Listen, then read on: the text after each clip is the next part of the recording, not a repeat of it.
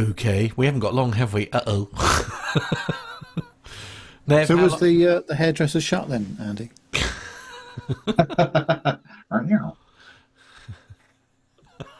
I'm going this Saturday Are you? afternoon. Going for an estimate first. Yeah. He's going in to have his ears lowered. It just doesn't stop. It's like 3 weeks ago I had a bloody haircut. Now look at it. Oh, all right. Okay, all right. It's like doing housework, isn't it? It's like, you think you've done all a right. nice job of it, and then it needs doing again, and It's all right, yeah. Because really? some of us are just grateful, that it's just like we're just hoping it doesn't thin any more than it is already.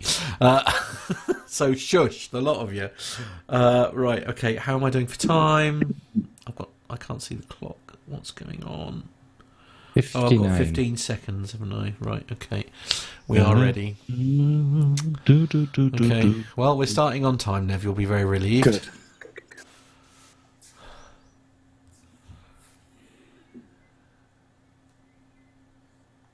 There we go.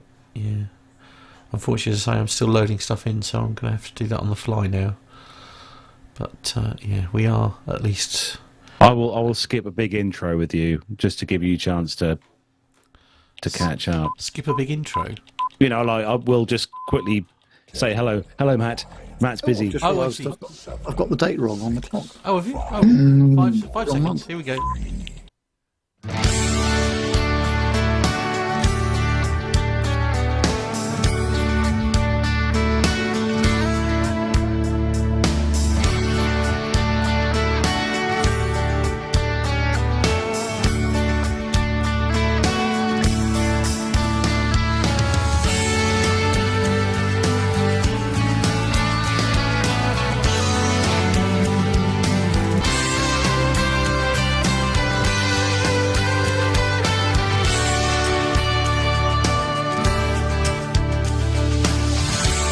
Well, hello and welcome to episode 497 of the Plain Talking UK podcast. I'm Carlos, and in this week's show we've got a packed commercial segment with a bullet on a plane, a dodgy toilet, some fantastic April Fools, and Joe Biden drops a clanger. In the military news, there's a B-1 back from the boneyard, a high-speed test aircraft, Greek F-16s, and Armando tells us about go, no-go pills. Nev's got a fantastic interview for us, all about conquering a fear of flying, and we'll have another interview to bring you from the Drone Summit in Dublin. So joining me this week is everyone's favourite breakfast beauty. It's Matt Smith. This is the trouble when you don't check the show notes beforehand. What? Thanks, Nick. Yes, thanks for that. Yes, I'm good, thank you. How are you, Carlos? Good. Very good. Yes, it's been a stressful week, but we're all right. I know you're very busy as well, so we are going to swiftly skip across the fields, dales, and across the serene Chiltern Vale of Buckinghamshire. It's Mr. AV himself. Devil Bounds. Yes, it is. Well, good evening, everybody. Hope everybody's had a good week so far. It's been a short week, of course, because we had Easter Monday off as well, which was nice. Work is quite busy at the moment. Also, a lot of 500th show prep going on this side of the world, at least. It's been quite hectic. Lots of stories to edit and video to do. So, yeah, it's been a bit of a hectic couple of days. You're probably in the same situation as me, aren't you, Nev? Well, me and Carlos, to be fair, and everyone else. It's all very well having this short week, but you've still got the same amount of work that you need to do this week. You've just now got 4 days to do it. Well, there is that. Also, a lot of my customers are off this week as well because they've got kids and what have you. So trying to get hold of anybody this week has been difficult. So, nonetheless, we are here and functioning. Indeed. Good to see you, Nev, as always. And not joining us tonight because he's very busy flying, as he does all the time. He's always in the air, that guy. Armando can't be with us, but he has got the video coming up later on the show, so make sure you keep your ears and eyes peeled for that. But we've also got our resident writer of everything that we say on the show. Welcome, Nick. Hi, Carlos. Yeah, good to be back. Thought I'd drop in and see how everybody's doing, and it's been bit of a hectic one, getting the notes up together with the bank holiday weekend. So it's made things a little bit more tricky this week, but hopefully we've got some good stories coming up. Yeah, I will say, Nick, Gemma had a very good Friday night with the rest of our friends at a meeting, especially with that little bottle of slow gin that you gave to us. Oh, excellent! Yeah, I'm glad you liked it. That got used up. Oh, good. Well, I'll have to start taking some orders. That was Dorset slows that were picked by myself and my daughter, and that was a 3-month period that they were sat in the cupboard waiting for it to all nicely mature. So I'm quite pleased with them this year. I've got a couple of litres left over, but you might take a bit of a job to prize the rest of it off me. It definitely went down well. We both slept well on Friday night, that's for sure. Excellent. But good to see you, Nick, as always. And he's back with us this week. He's back with our super sub. It is our very own good friend and resident captain. It is, of course, Andy. Hello. A captain who never flies very much these days. Thanks for having us back on. And Nick, we'll have to have a chat at the end of the show. If you've got a few litres of that left, I'm going to have to take some off your hands. I love slow. I'll do you a special price. Oh, hello. Should just make clear, obviously, without appropriate licenses, it's all gifts, by the way, just so that nobody's worrying. It's all good. It's all good. No money is changing hands. It's all legal. It's damn good stuff. That slow gin. Yeah, well done, Nick. Mine is very mine. I've had a couple of swigs out of it. I've had a couple of little shots of it. It's very nice. But it's good to see you back, Andy. Have you been a busy boy? Yes, very busy. March is a very busy month for me, but now things are calming down for a little bit of time. I'm actually going flying week after next. What? Nice. Ooh, anywhere nice? Yes. I'm flying the 321, so I'm off to Zurich and then Rome, something like that. Oh, very nice. Very good. Yeah. Good to hear. Back in the hot seat as always. Make sure you put a bit of block of wood on the back for when you do a tail scrape on it as well. Yes. I want one of those big blocks that they use on test aircraft, one of those titanium blocks just stuck underneath the back, just to save me. That'll be just the weight of the extra gin he's bringing back. But anyway, going to mention a big hello to the chat room this evening. Good to see everyone in there. Kicking off, we've got Hobby Time is in there. Hello to you, our local listener, Mazoos, as well. Good to see Mazoos in there. Hello to you. Richard Adams, evening all, he says. Evening, Richard. Good to see you. We've got Captain Cruz saying hello, everyone. Tanya, the lovely Tanya. Hello, Tanya. Good to see you in there.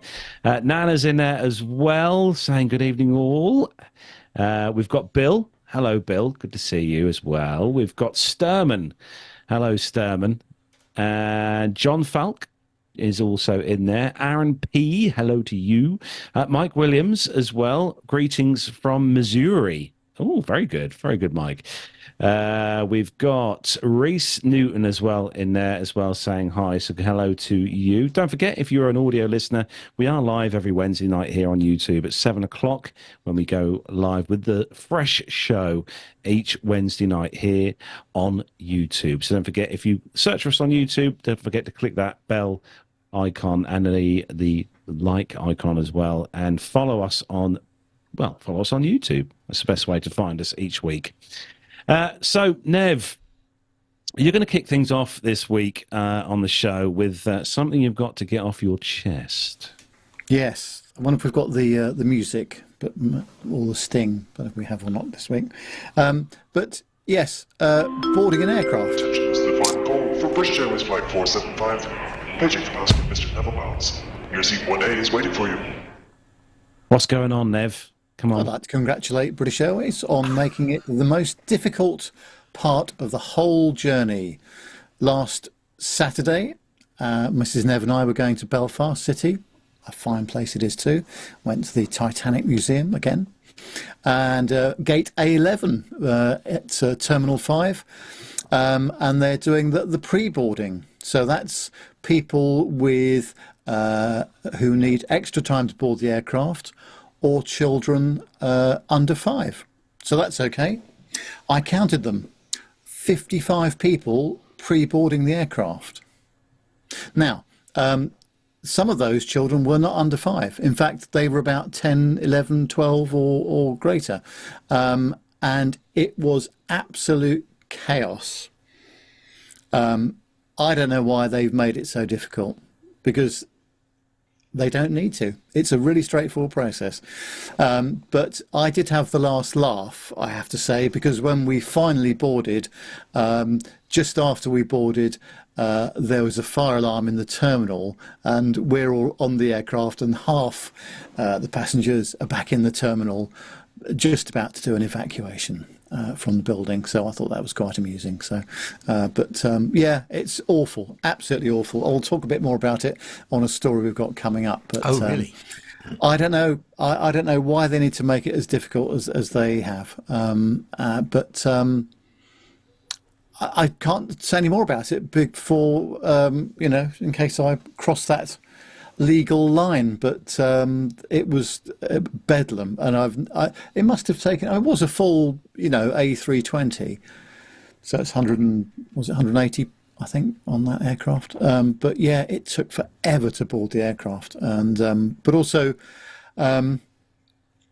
All the queue and line management that the ground staff are trying to manage as well, and it was just awful, absolutely awful. I mean, all jokes aside, Nev, of course, when we went, like myself and Carlos, obviously, we very recently did a Ryanair flight.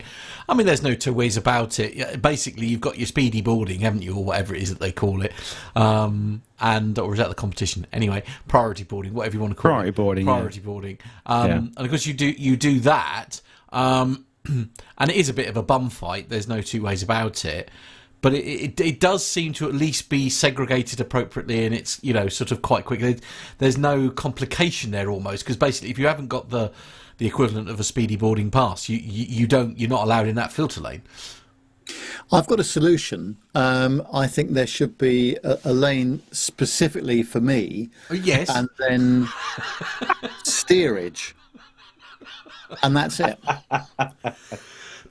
Not even willing to share it with let's say, industry colleagues, for example. No.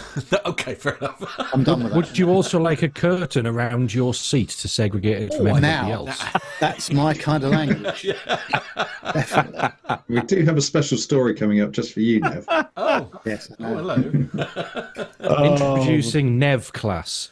Oh, I think yes, but Anyway, I'm partially joking, but they made a real pig's ear of it. Only partially.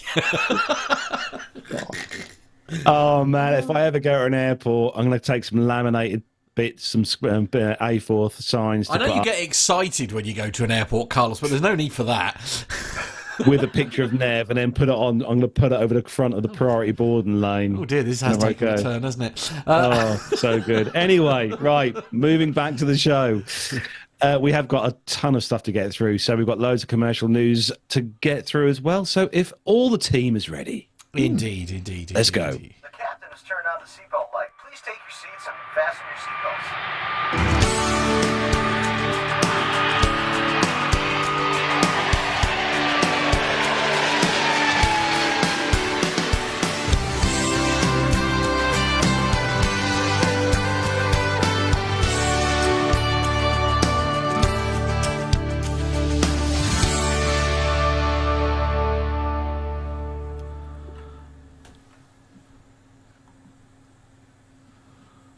yeah, I think the way forward is what we're going to do. We're going to get Nev a captain's hat from one of those risky sites. Was it Temu or whatever it is? The one of those, Then it'll be fine. Then he'll get on first class everywhere. Anyway, commercial news. It's this one from Aerotime .aero, and Crestone Air partners purchase Condor's last 11 Boeing 757-300 aircraft. Oh, gorgeous. United States-based Crestone Air Partners has completed the purchase of Condor's last 11 757-300 aircraft. They announced the agreement on the 26th of March this year, which it said represents a significant growth milestone for the company. The 757-300 has been in service for the German leisure carrier since 2004, but the Asian fleet no longer fits in its future plans as it renews its aircraft. All 11 aircraft were acquired subject to existing lease agreements with Condor. They said, "We are thrilled to welcome these Boeing 757 aircraft into our portfolio." The acquisition enhances our current portfolio, they said, and signifies the commencement of a promising partnership with Condor, said Steve Williamson, Principal Head of Trading at Crestone Air Partners. Condor's existing A320s and A321 and 757 aircraft will be phased out and all replaced with 41 factory new A320neo aircraft. Andy's happy now. Consisting of 13 A320neos and 28 A321neo units. Condor currently operates a fleet of over 50 aircraft consisting of 320-200s, 321-200s, A320neos, 321neos, 757-300 and A330neo aircraft. The transition for these 11 757-300s was funded with equity from Crestone and Atalia Capital Management, a existing joint venture partner since 2021. They said, "We are pleased to continue to expand our relationship with Crestone. This transition evidence creativity, collaboration, and our flexible investment mandate with our commercial aviation," commented Daniel Rosato, Managing Director of Atalia Capital Management. So the 757, obviously they're going to reuse these for quite some time, I'd imagine, because the 75 is going to be around forever, as far as I'm concerned. Don't you think, Nev? This will be an aircraft that will be a long time, since it's gone from the skies. Well, yeah, but I just wish they had continued with the 757 program in some form or other, and re-engineering it and things like that. But it's a brilliant aircraft, isn't it? Massively overpowered, and just really good on whether it's short haul or the medium haul, or even across the pond. I know Matt will disagree with that. Yeah, but it's a shame that program. I think the other thing is, of course, because of the cross commonality and training between the 75 and the 76. They probably had to ditch both, and that was a bit of a shame. But no, what a pity that we're not going to see any new 757s off the production line. Well, it's been nearly 20 years now since the end of production. Yeah, Wow. 2007, the last one rolled off the line for China Eastern, if I remember rightly. Crikey. So it's been a long time. It's a very niche aircraft, fantastic bit of kit, but those RB21s and the Pratt & Whitneys are very, very thirsty compared to modern engines. It's just a shame they can't re-engine it. I mean, they would. The 75 would look stunning with a nice re-engine, like the Gen X ones, something big. But would it be so powerful? Yeah, the RB211 was sleek and beautiful on it as well. I think that's what made the look. But and the sound. It's getting on a bit. Reese is asking a question just out of curiosity, Andy. You may know the answer to this one. Aaron is asking, apologies, is saying, how old is the Airbus A320 family? Oh, yeah, that's like 30... 80. It's around this. Yeah, so it's like 35 years old. Okay. Yeah, but it's still in production. That's the difference. Yeah, fair. New variants, presumably, but, just... Oh. The A320 first flew on the 22nd of February 1987. Thank you, Captain There Cruz. you go. Yeah. Love that. Yeah, so 36 years old. Yeah. Introduced into service with Air France. Reese says it's older than him. Yeah. Okay. Thanks, Reese. Feeling old now. Actually, the 321 was first delivered in 1994. So even that's got age to it. The 321 was a much later development. Yeah. Now, Nev, you've got the next story, and we're obviously going to be heading to your airline. Oh. Yes, it's on paddleyourown.canoe.com, and it says that British Airways is introducing a new layer to its group boarding process with the addition of a new Group Zero, which we reserved for the airline's ultra elite frequent flyers. Oh, no. Well, not me, unfortunately. But the new Group Zero will be introduced at BA's Heathrow Hub on March the 26th, as it was, bringing the total number of boarding groups to a staggering 10, which doesn't even include a special pre-boarding category for parent and special assistance passengers. The exclusive Group Zero has been created for some of the highest spending and most influential customers of BA's Executive Club frequent flyer programme, including invite-only Premier card holders, Gold Guest List and Gold Guest List for life passengers. These passengers will also be able to invite their guests to board with them in Group Zero, regardless of status or the cabin that they are travelling in.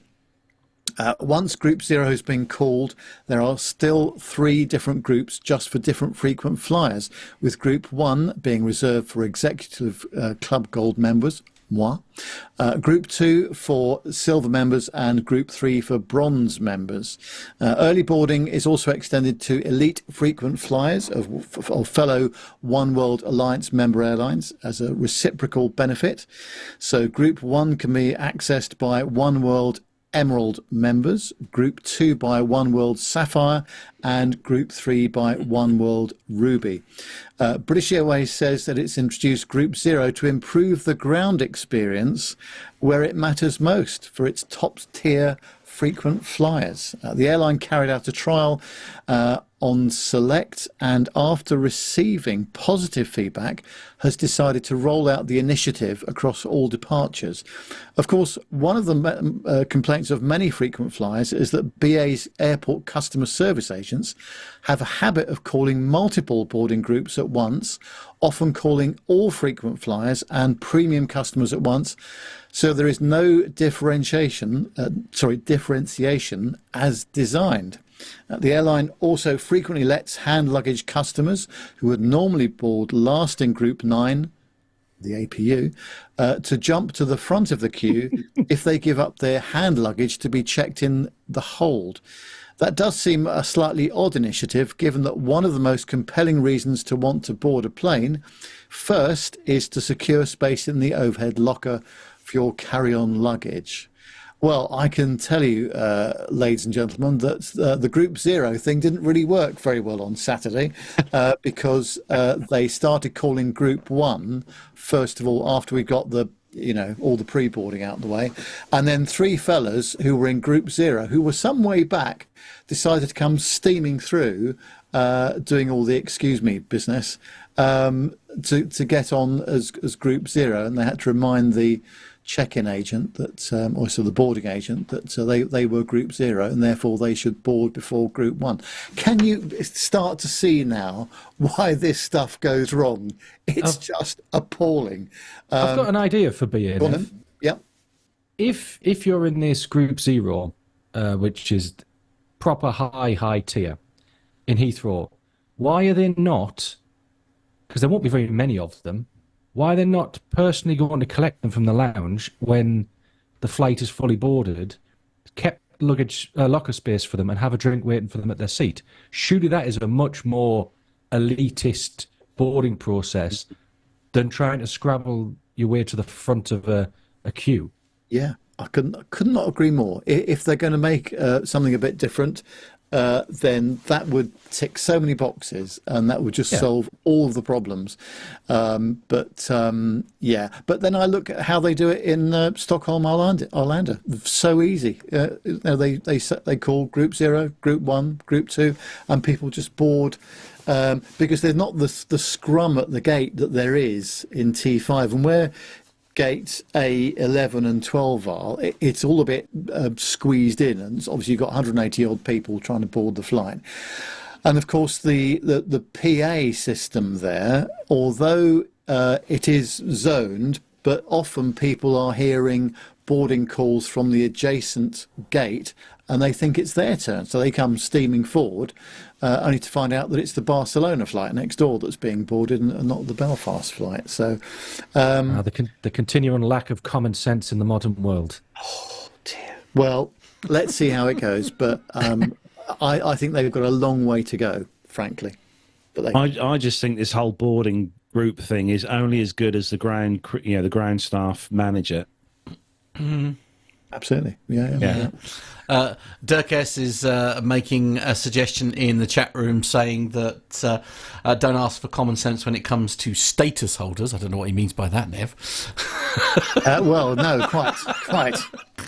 Indeed. And also Aaron P saying the gate scrum is an issue. I blame low-cost airlines for installing that sort of mentality to customers.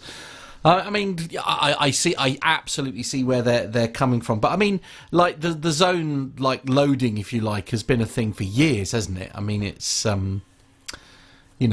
it's what's that? If you've paid a massive amount of money to travel in business class or first or something like that, then there should be some kind of perk. Even at the gate before you board the aircraft for that price that you've paid. Yes, it's called the lounge, dear. That's what that's what that is. It's the champagne and bacon rolls in the lounge. Oh. No, a heady mix. Neb's favourite there. Well, I don't want to go on about it too much longer because this is just going to happen all the time. So it's just going to be a repetition if I'm not careful. But I just thought I had to mention it again this week. Yeah. Right, moving on swiftly. Nick, you've got the next story all about pilots and Boeing delays. Yeah, so this one comes from Flight Global.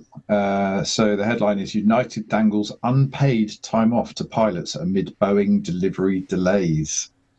With fewer new jets on the way than previously anticipated, United Airlines is offering unpaid time off to its pilots. The Chicago-based carrier confirmed on April the 1st that the constrained fleet growth caused by production issues at Boeing have prompted it to significantly lower expectations for block hour flying. Due to recent delays in Boeing deliveries, our forecasted block hours for 2024 have been reduced, and we are offering our pilots voluntary programs for the month of May to reduce excess staffing, the company says. We don't have any further specifics to share at this time. A memo to United pilots reviewed by Flight Global says that while the delivery issues surround our 787 and 737 fleets, the impact will affect other fleets as well. United's voluntary time off programs may extend into summertime and autumn in the USA. As we enter into the summer flying period, ongoing evaluations will be performed to determine the continuation of these and possibly other voluntary offerings, the memo says.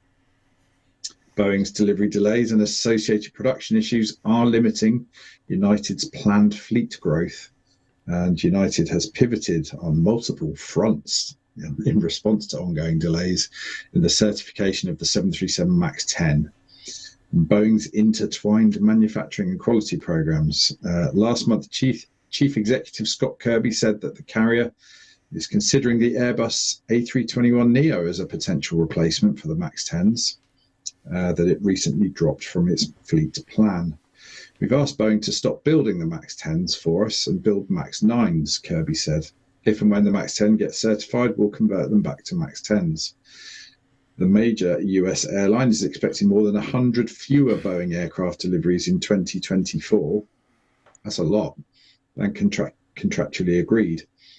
And in a February 29th regulatory filing, United said it now anticipates Boeing to deliver 63 aircraft to it in 2024 rather than 165. Wow, that's a big drop that it previously believed would arrive this year. So yeah, it's a bit of a big one really for United, isn't it? And I kind of feel sorry for the pilots because it's them that's they're going to be the ones that are going to get affected by it. It's voluntary.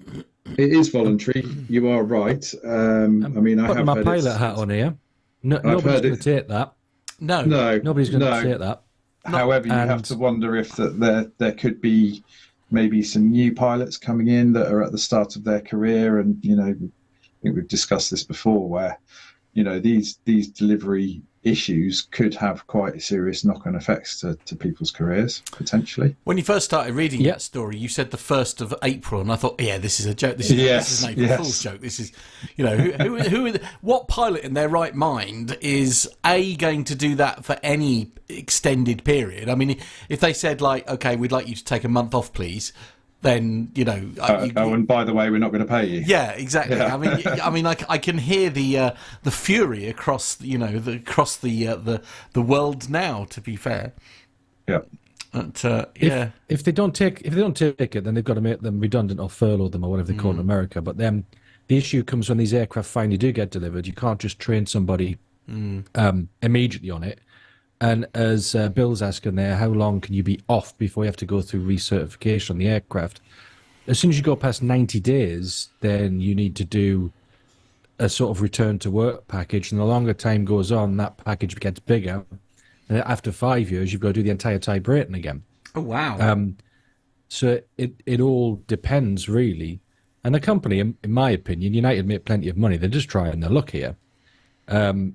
And saying, we'll give you some time off. It's unpaid, but, you can have that made off when it's normally busy. But I think at the end of the day, they'll pay them and just put them on garden leave and minimum flying. Because these aircraft are going to arrive at some point.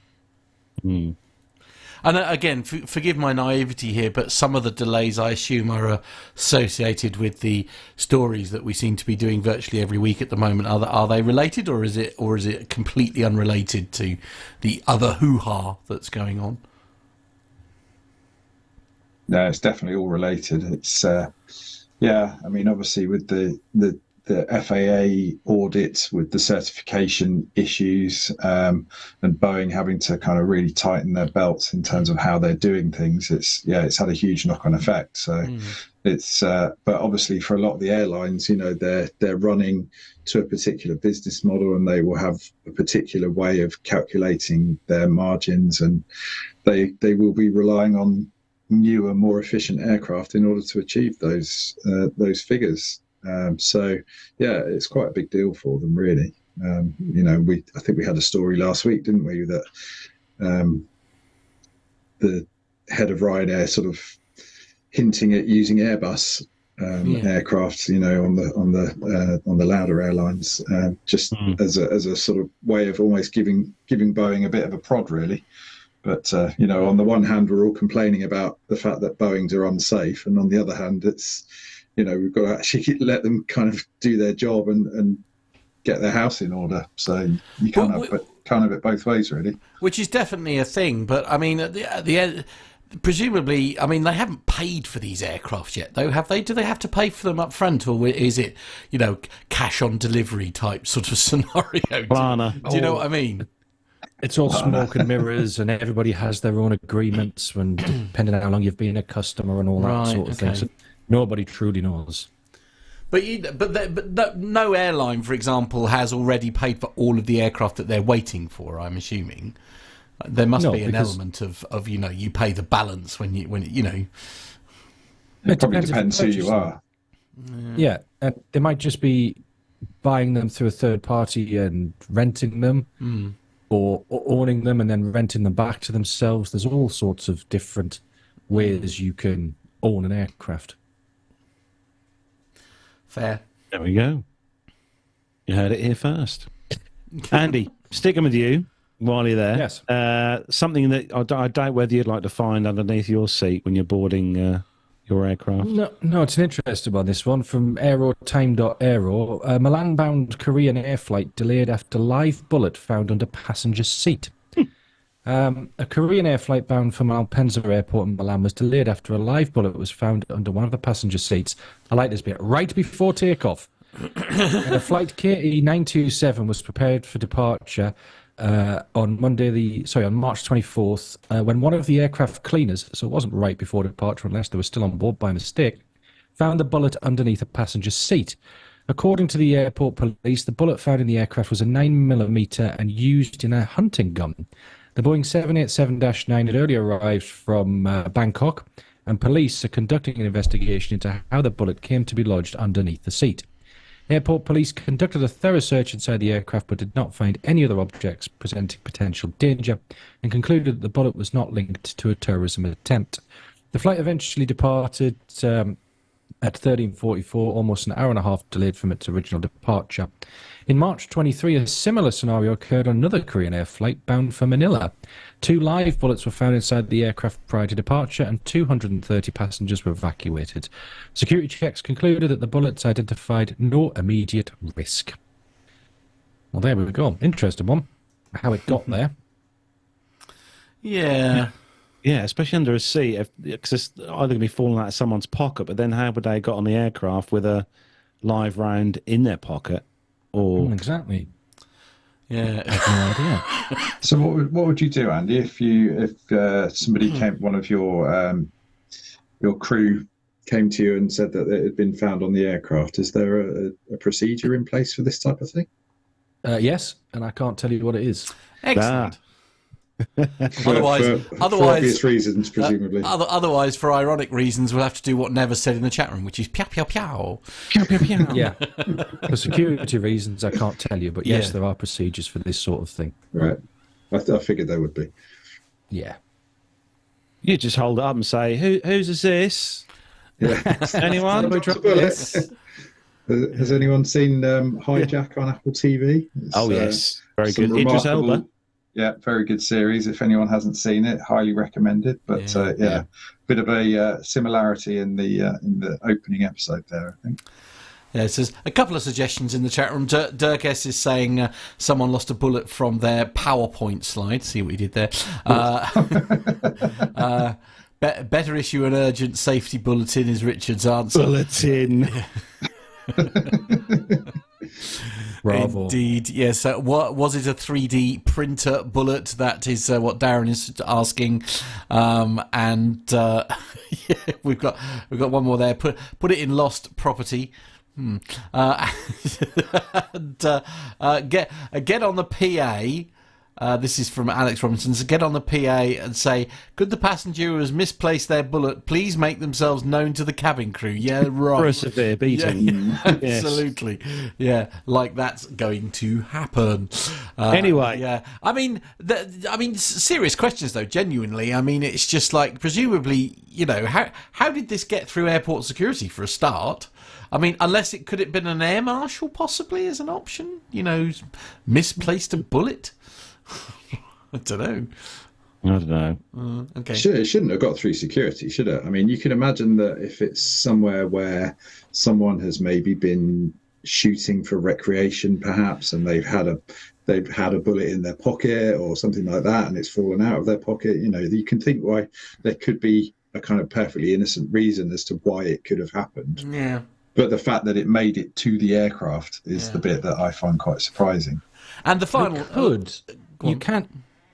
Oh, sorry. You can transport hunting equipment in the hold if it's correct. If it's correctly certified, you can on some airlines have live rounds with it as well at all ferries.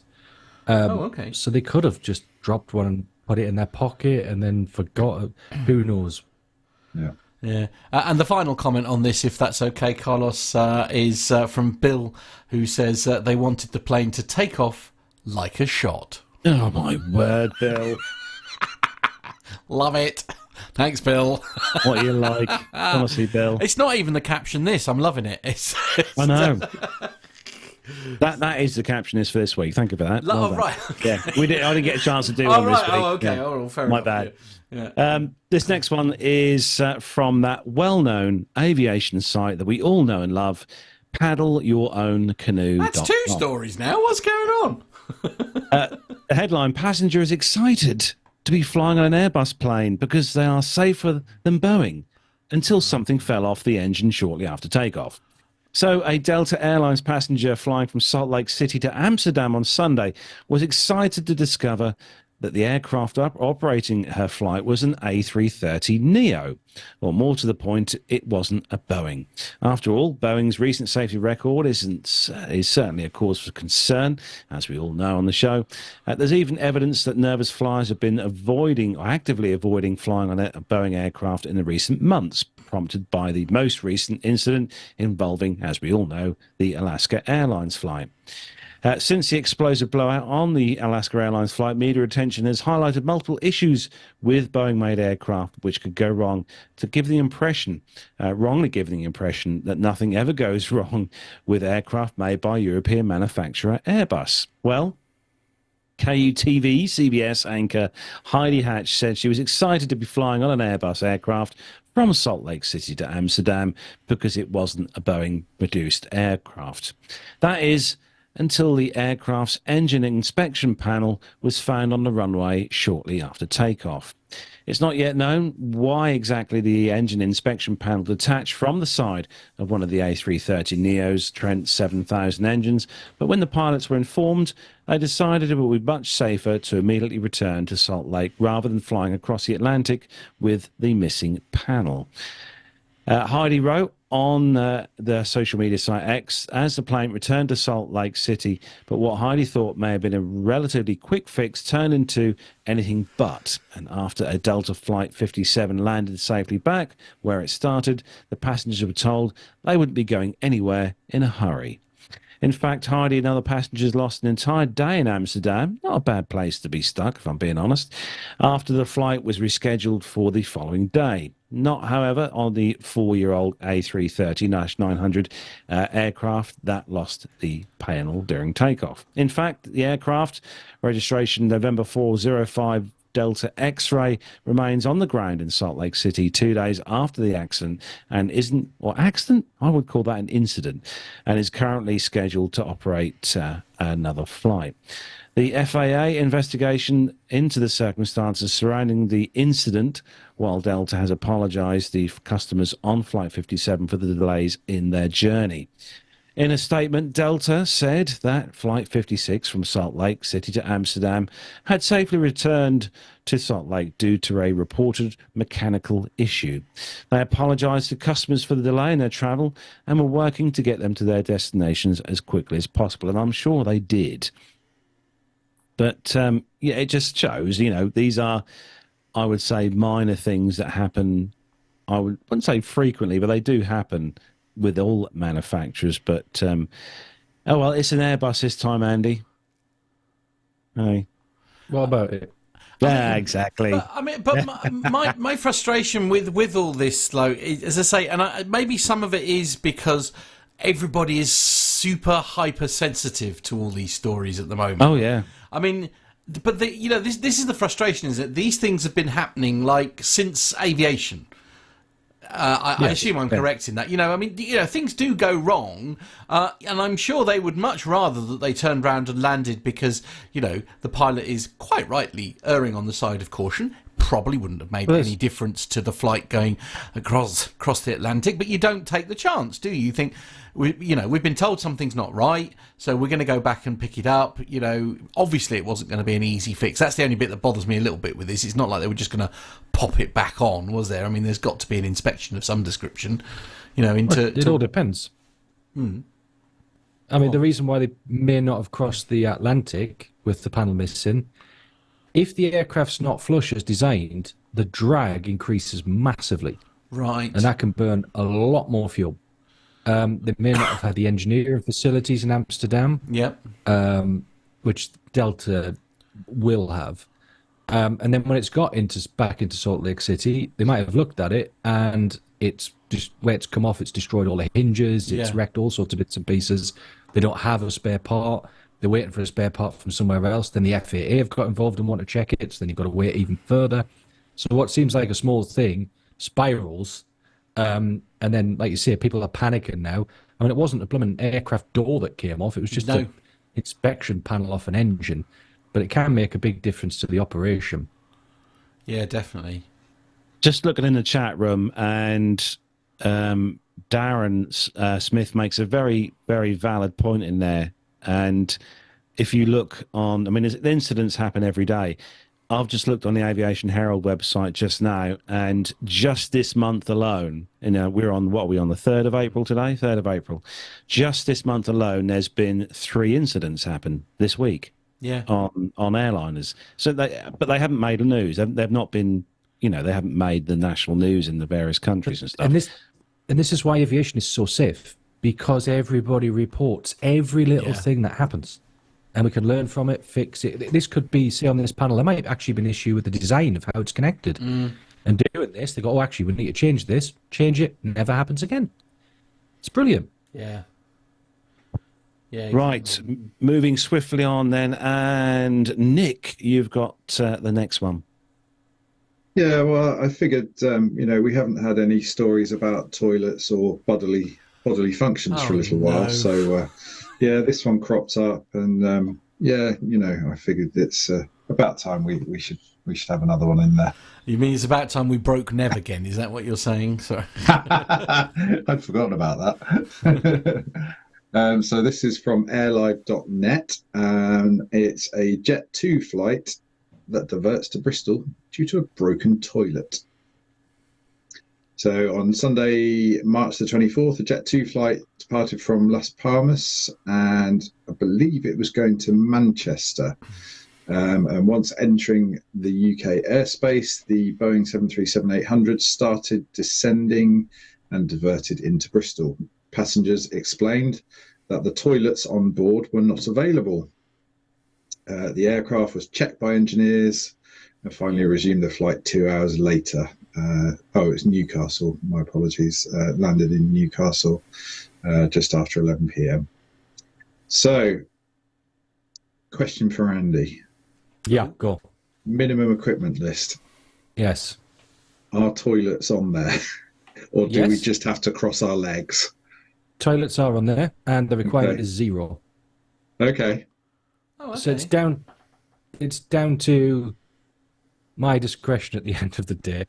Right. Say they were doing, I don't know, Newcastle, Belfast and back. You could brief all the passengers beforehand. Look, the toilets aren't working. It's a 40-minute flight. Go before you get on. In this case, this flight has routed up oceanic airspace from Canaries. So this could have broken in the oceanic airspace. And the captain's gone, do you know what? We need to get something done about this. They've probably gone into Bristol instead of carrying it all the way back to Newcastle because they've spoke to the company and they've gone, we've got spare parts here. We can fix this here quite quickly.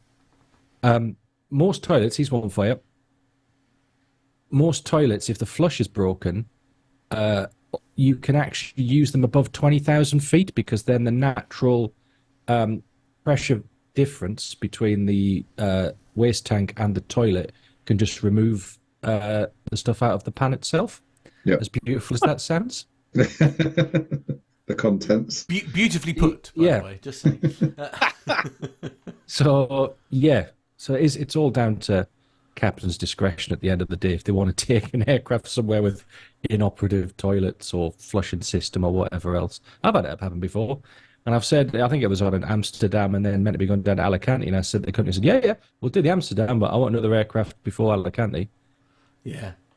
Yeah, because that's a short hop is like manageable, isn't it? But if it's 4 hours is a Friday night Alicante. There's a lot of people been drinking all afternoon in the terminal. You need some facilities that work. See, this is the trouble, Carlos. When we don't have a caption, the chat room are going absolutely bananas for any.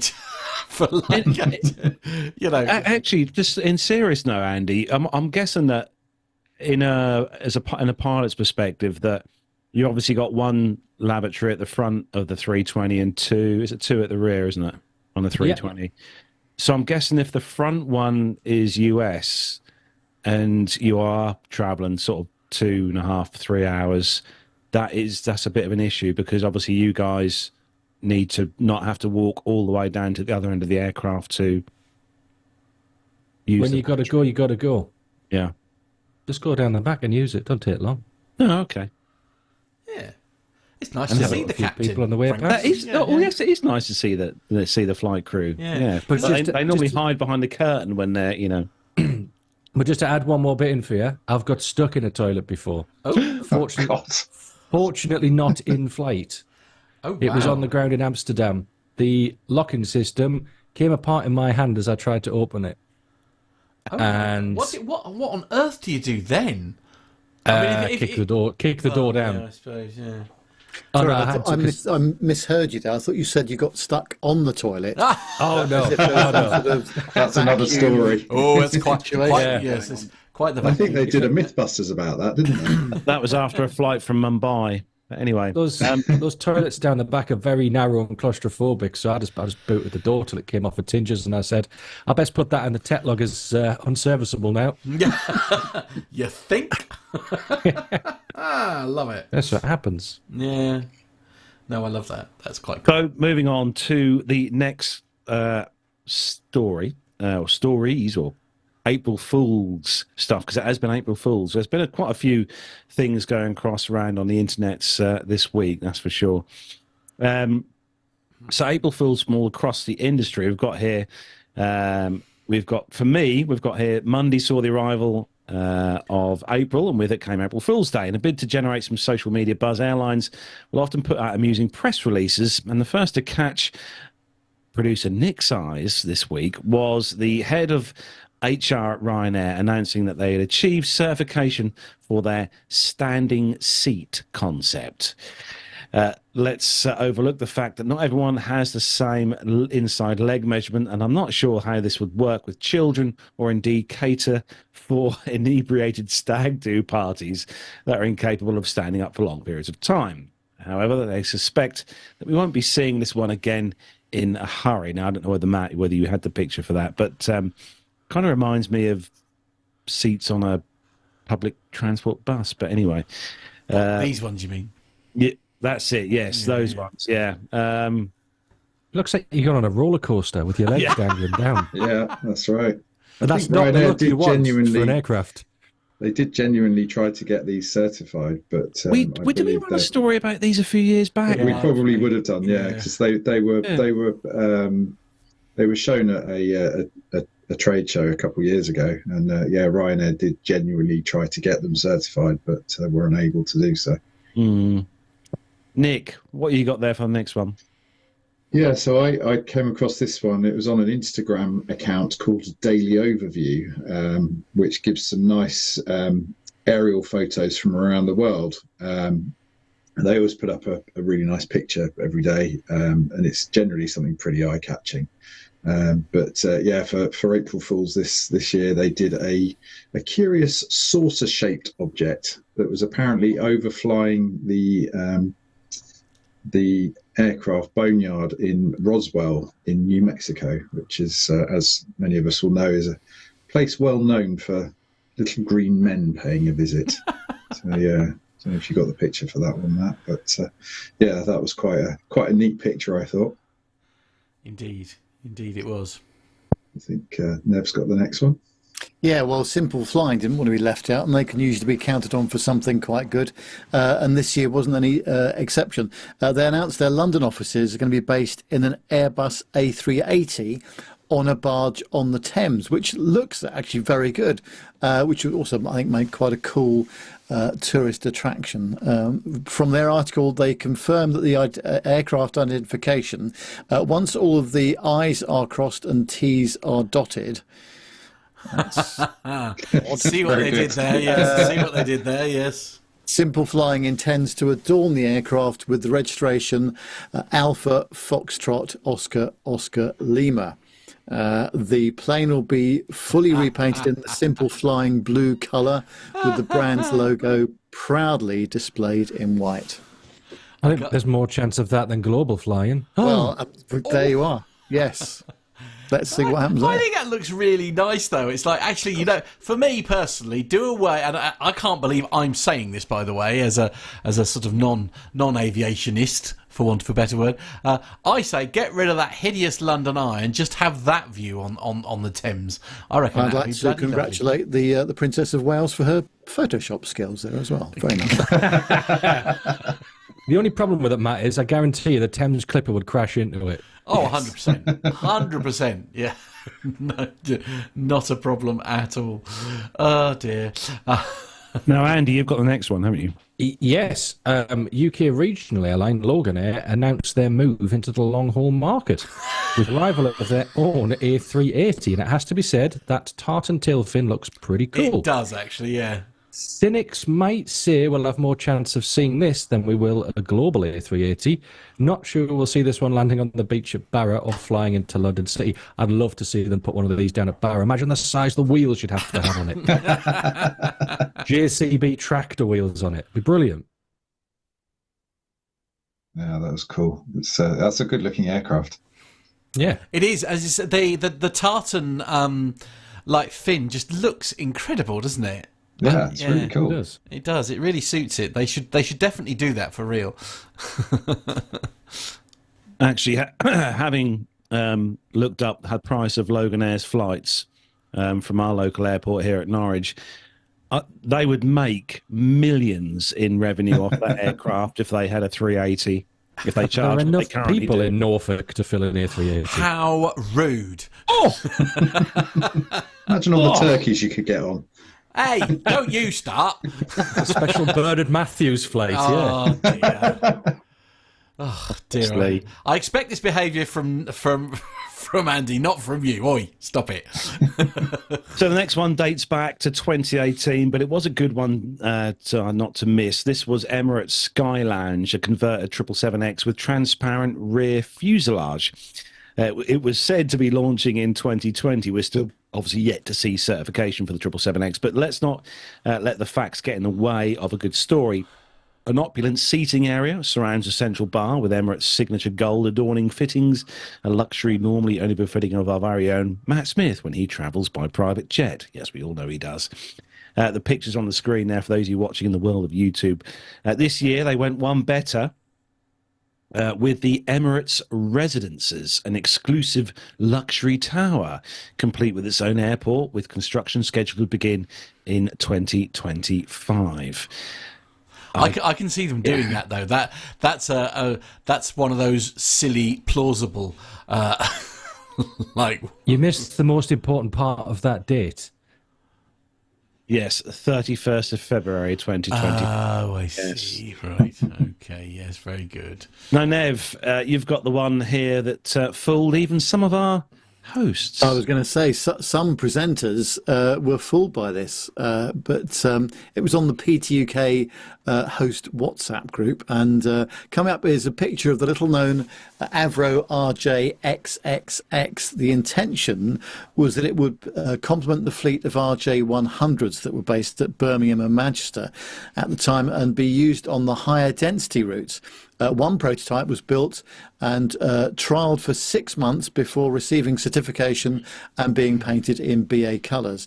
It soon became apparent that it was going to be a headache in terms of maintenance and much too expensive to operate given the complexity of having 6 engines. The aircraft was scrapped in 2005 and the whole project quietly forgotten. And we'll leave it to our kind listeners to decide which of our lovely crew might have been taken in by the lure of those 6 roaring engines. Answers on a postcard, please, to APG at. That would be a heck of an aircraft to see, I think, Nev, take off from London City Airport. Yes, no performance restriction whatsoever with that amount of power. No, quite. Indeed. Yeah. Indeed. Yes, it might have been me that that fell for that hook, line, and sinter, and the only reason I found out so quickly that I had been rumbled, if that I totally missed it, was a message from producer John to me privately with about 200 ha ha ha ha ha ha ha ha ha ha ha's in it, along with a very detailed description of where I'd gone wrong, basically. So Bill pointed something out in the chat room. Very true, Matt. Can you see his comment in there, Matt? It's a bit of a challenge to rotate, though, right? Yes. In your defence, Matt, rotation of the Earth. I got about 3 sentences in before I realised. So No, it yeah, well, no, wasn't just yet. I didn't. I mean, I even put in some follow-up comments, thinking, it's just like. Fortunately, I can't remember what they are, so we'll leave it at that, shall we? But Moving on. yes, needless to say, I didn't cover myself in glory on April the 1st this year. Still, never mind. All part of the fun. So, Andy, you've got the next one all about a very nice jet indeed. Yes, a very, very nice jet. This is from AINonline.com, and this is the Globe Girdling. I love that phrase. Gulfstream Gurgle burble. G700 gets FAA green light. Gulfstream's flagship G700 finally crossed the finish line. The Savannah, Georgia-based company announced this morning. The 7,750 nautical mile twin jet, that is a ridiculous distance, earned its FAA stripes after more than 2 years of delays, largely stemming from stricter certification requirements established in the wake of the Boeing MAX debacle. Amstat data shows that Gulfstream has produced 53 G700s, including an anticipated 46 bound for customers that it will soon start delivering. Besides better range, speed and cabin altitude figures released in September, FAA certification also confirmed 2 additional performance improvements: a balanced field length takeoff distance of 5,995 feet, which is 1,827 meters, and a landing distance of 3,150 feet. The G700's maximum Mach operating speed of 0.935 makes it the fastest in the Gulfstream fleet. That is phenomenal. For that distance, you can take off on a runway the size of Luton and fly halfway around the world. Yeah. It's unbelievable. And what would that be at? Sort of flight level 450? 4.5, yeah, Something 4.5 like, and above. Yeah. Amazing. And at 93% the speed of sound as well. It's max operating. It's unbelievable. That is a really, really nice toy. I wish I had the money for one of those. To be fair, if I had the money for one of those, I'd make somebody else fly it. Didn't they exceed the speed of sound during the testing on that?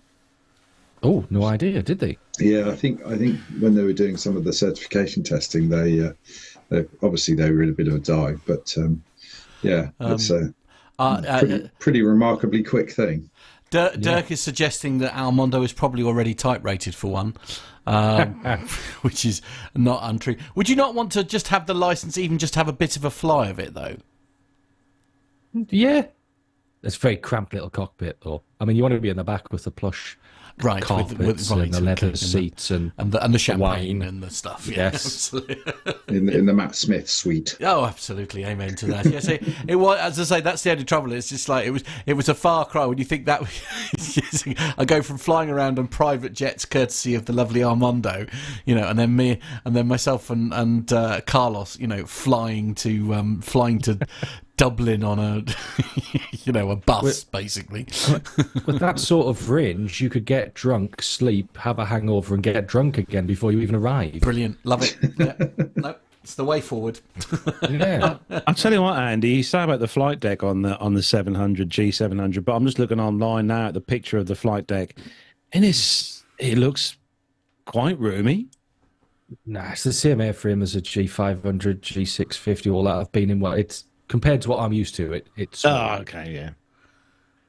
With the posh, with the A320, yes, I know. Of course. Big jets. Of course, big jets, exactly. Last story on the commercial segment this week comes to us from airlinelive.net. And one for our US listeners, this one. President Biden cracks a joke, a Boeing joke, of all jokes.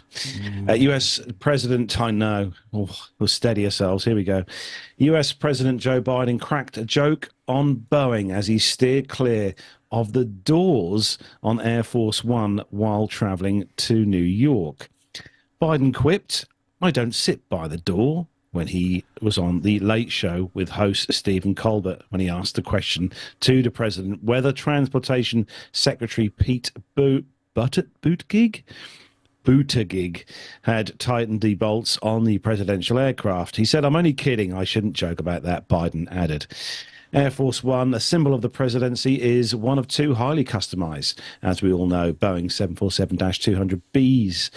Biden's remarks came as Boeing is under fire following the relentless episodes of callousness pertaining to the safety of passengers. Yeah, well, he made his point, didn't he? He's got to get a joke in somewhere as Biden. But I'm surprised I haven't got the new ones ready yet. Why, though? Why does the President of the United States have to get a joke in? I don't understand the need for this, stop worrying about being liked, just get on with the job. Well, we're not much better off in this country, are we? But anyway, we're not into politics. I don't know what you mean. I don't know what you mean. Anyway, right. So we've got a very, very special interview coming up in just a moment. But on the show, we've been doing it for a few weeks now. We've been running a retro television advert. And this week, obviously last week, we had one especially for Nev, which was a BA advert, which I know he enjoyed.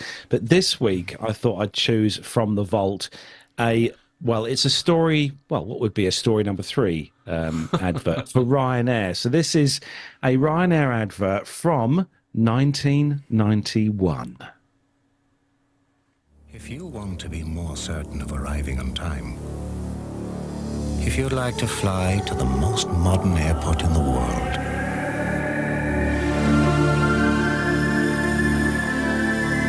if you'd like to be whisked by direct rail link to the heart of the City of London in just 40 minutes. Now is the time to change. Roger, Ryanair 202, turn left, heading 0.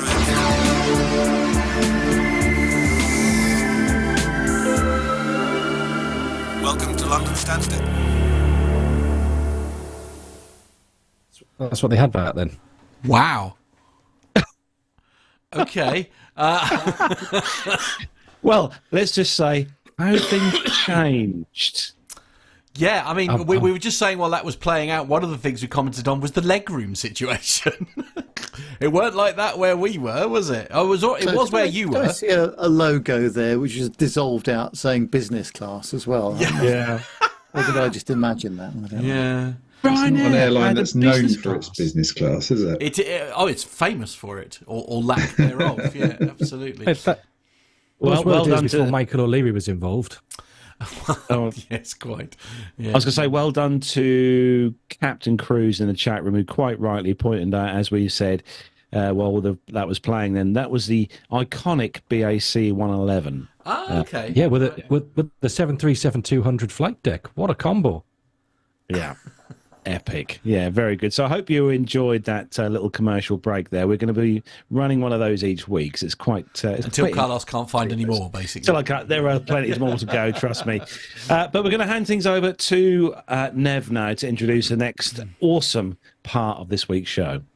Yeah, thanks, Carlos. Well, of course, people that are nervous flyers or have a fear of flying, I mean, there's a lot of people that fall into that category. And I noticed on LinkedIn the other day that it was actually one of our customers from the company that I work for, actually. So we sell products to them. And I noticed that Grant Curran had mentioned that he'd actually taken his first ever flight, because he's been a nervous flyer from the start, but in fact he's only just started flying. So at 44 years old, he's taken his first ever flight. Wow. Well, I spoke with him yesterday about his experience and what this meant to him. Well, here's a bit of a treat. I'm actually talking with someone that is actually a customer of the company that I work for, which is unusual. Grant, very nice to meet you. Thanks for joining us today. Nice to meet you, Neville, and thanks for having me on your show. Looking forward to you're very my experience. Yeah, well, it was very nice to see on LinkedIn what I saw the other day, actually. So, first of all, tell us a little bit about yourself and what you do for work. Yeah, so basically I work in the AV industry. I work for a company called CSL Integration. We supply and install AV equipment. I'm currently a business development director there. So I find new opportunities for the business. And yeah, basically that's what I do, really. Yeah. Nice, excellent. So tell me the story of your flying, or rather lack of flying up until now. How did it all begin? Yeah, well, basically as a child, I basically went on holidays in the UK. So I'd go to like Devon, Cornwall, Bournemouth.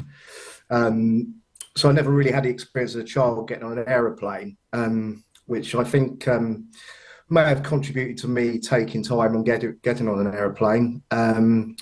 So then I would potentially go on holiday by ferry to Spain. I'll do coach trips to Spain, Eurostar trips to Amsterdam. I'm probably the most travelled person that's never been on an aeroplane. So, and also with the type fear base with getting on an aeroplane, I feel like potentially I've done it to myself in a way where I would watch sort of air investigation documentaries, and I quite like how they investigated on the black box and found out the problems and solved, what initially caused the crash, which I've probably done it to myself watching those documentaries, in all honesty. So I built up quite a fear for myself. So I'm partly to blame for it being such a long wait getting on an aeroplane. So so that's basically sort of how it led to my fears, in all honesty. So what happens if the company says to you, or said to you previously, Grant, we're doing this job in Edinburgh, can you fly up there and deal with it? I mean, are you on the train or drive? Yeah, so basically on the train. I mean, for instance, in a previous company I worked for, one of our sales meeting was in Belfast. So basically I got on a ferry and done a 10-hour trip on the Irish Sea, which is absolutely crazy, really, to be honest with you. So, and I think from door to door, it took probably 23 hours of travelling, from getting the train to Birkenhead and then doing the ferry crossing. So, yeah, I literally would do every journey possible to avoid getting on an aeroplane. So I've done coach trips to Spain. So. Oh, wow. So tell me about how you eventually plucked up the courage to get on a flight the other day when you did this. To be honest with you, it was always my intention to finally get on an aeroplane. So I was like, basically I go swimming once a week or twice a week, and just got chatting to this guy. Actually, he happened to be a Tottenham fan, and I'm a Tottenham fan, so we got talking, etc., and what have you. And my fear of flying came into conversation, and this chap was actually called Alan. He said that he fixed aeroplanes for like 42 years, I believe he said, yeah. And he would talk me through the process and how the safety of the aeroplanes, etc., step by step. And which was good, give me confidence. And then just got to a stage that he said, so what am I going to do to get you on this aeroplane? And I said, well, he said, I'll tell you what. I said, I will come on a flight with you and I will talk you through it, etc., etc., etc., etc. So I kept that in mind. And then my girlfriend, who's been well-travelled, lived in Australia, been all over the world, basically booked out these holidays for me. Like, so we're going to the Costa del Sol at the end of May, Sicily in August, and Santorini in September. So I've committed to these, and I thought, well, this is the time maybe to take Alan's help, basically, to get me on an aeroplane. And he said, I'll tell you what, let's book a flight to Jersey. And so, yeah, I thought that's probably an ideal flight for me. I mean, it was literally only 35 minutes. Basically, you're up and down. So I felt that was probably, a good opportunity to take my first flight. So I've done that with Alan. And I was very surprised how I dealt with my sort of anxiety towards it, actually, because just going back, I mean, I got offered to do holidays to Tenerife with friends that would be booked out, and I would get this sort of anxiety, and I thought, I can't live like this for like 6 months to get on this flight. So I just literally cancel the holiday. Well, also, I mean, what happens if Spurs are playing in Europe somewhere? I mean, you've got to get there somehow. Well, that's right. Yeah, we get the Eurostar on a boat, but but this is so. I actually trained my mind in the build up. So I booked the Jersey trip about 8 weeks ago, and I wasn't sure even booking that flight whether I'd actually get on the plane. So I was a little bit unsure. But I was really surprised how I dealt with the anxiety, and how I did it was I basically lived in the present. I took it day by day. I knew what time I was meeting my friend Alan. I think we was meeting at something like 6 o'clock in the morning. So actually the process of waking up in the morning, getting dressed, having a cup of tea, getting on the bus to Terminal 5, checking in, getting on the plane, and I've done it in stages. And that's how I kind of beat the fear. I just was literally in the present with it. And whereas in the past, I'd just sit there worrying about it continuously. So that's a really interesting approach, actually, and I'm sure that sort of way of operating will help a lot of people as well. And I guess having Alan with you made a big difference, because he's the fellow that is the maintenance engineer, or one of the maintenance engineers on these aircraft, or so he knows what he's talking about. So he was literally talking. I called him my coach. Actually, it was it's very surreal, because I feel like I was lucky to meet Alan, and I was meant to bump into him swimming, because I'm not sure I would have ever done it without him, actually, in all honesty. I like to think that I would have done it, but because of the way he calmed me down, and I have to say, as soon as I got on that plane, I made a bit of a joke. This is my first flight, and the flight crew, I mean, I've got to admit, they kept me at ease straight away. I just felt so calm. I just looked at them, and I just thought, it took all the well, I didn't have any anxiety at all anyway, but it just made me feel so calm. And I was treated like royalty. I think Alan had something to do with telling them they knew my name, etc. And we sat in business class, and yeah, it was just a fantastic flight. Enjoyed the takeoff. Was brilliant. Very surreal, because all these years of avoidance of getting on an aeroplane, I couldn't quite believe I was on one. I think also you've got to realise that the crew, I mean, they want to get home as well. So yes, operating a safe flight is the biggest thing for them. And it was great, because my experience of certainly seeing BA crew in the past, they are very good when they know they've got a nervous flyer on board. Yeah. So all these years when you've not flown, and your mates have been going off on holiday, and other things have been happening where you've been on the boat or the train, how difficult was that for you to do that?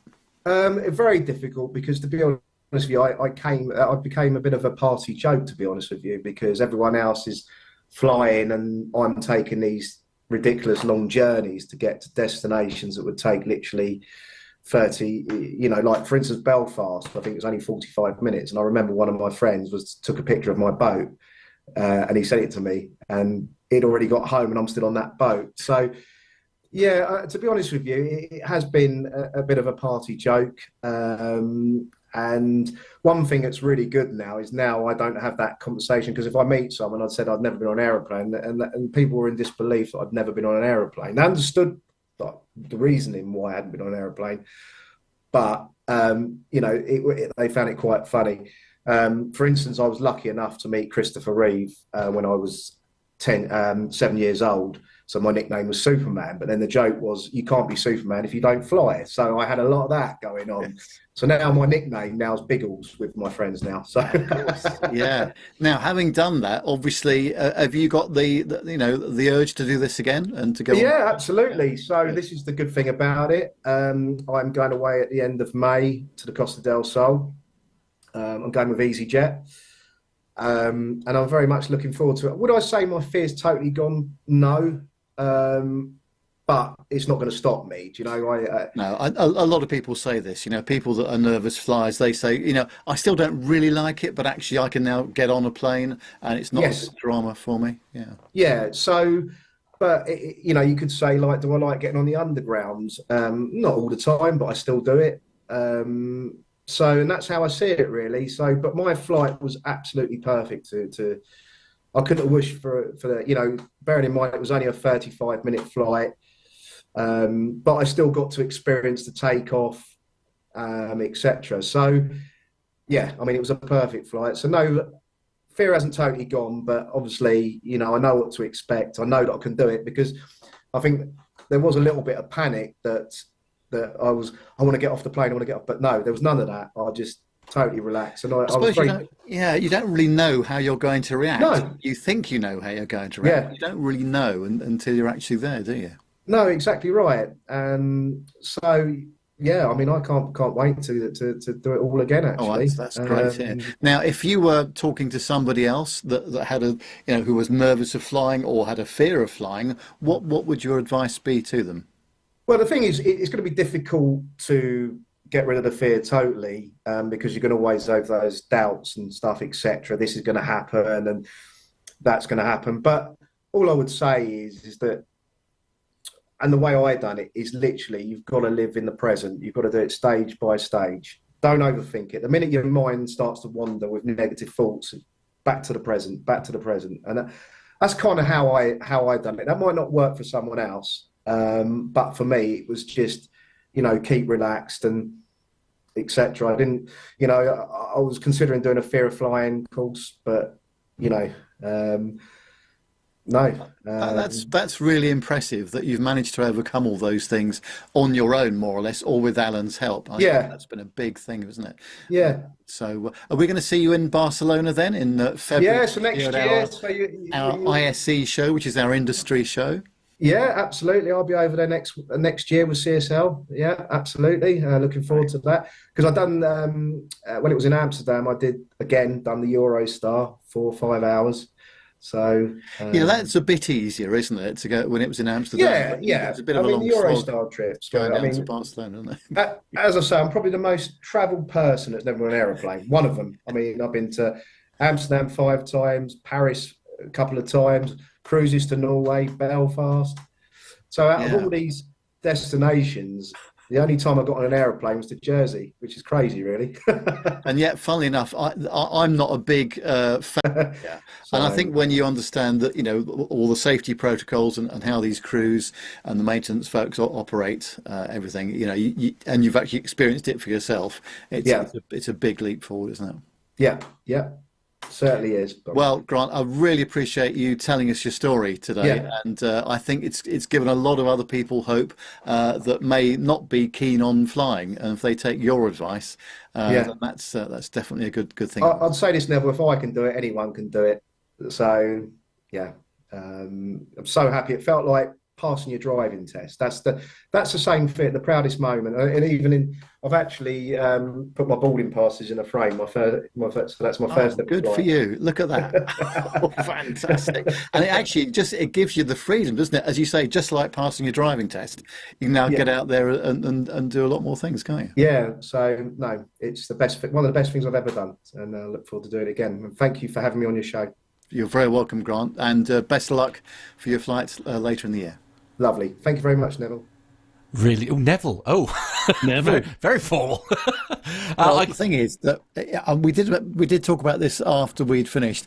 If I was going to recommend an airport to fly to for your first ever flight, it probably wouldn't have been Jersey. It's not a very long runway, and it can be a bit windy there. But I think he went in on a good day by the sounds of things. But the main thing is that he's going to be flying later on. So he's got a couple of destinations to go to, and he thinks he's cracked it. So that's really great news. I mean, you hear a lot about people that just never get over it at all. But no, I think the crew did a nice job by the sounds of things. The cabin crew, and I think going with somebody else that is experienced and actually a maintenance engineer, those sorts of things are quite helpful for him. But no, well done, Grant. That was fantastic, and thank you very much indeed for talking to me yesterday as well. Really enjoyed it.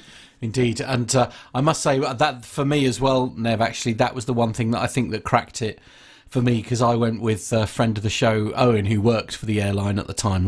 I can say it now, he was flying for Ryanair, and we went sort of like together, only a little hop to Toulouse, so it was only like I think it was only just over an hour, and it was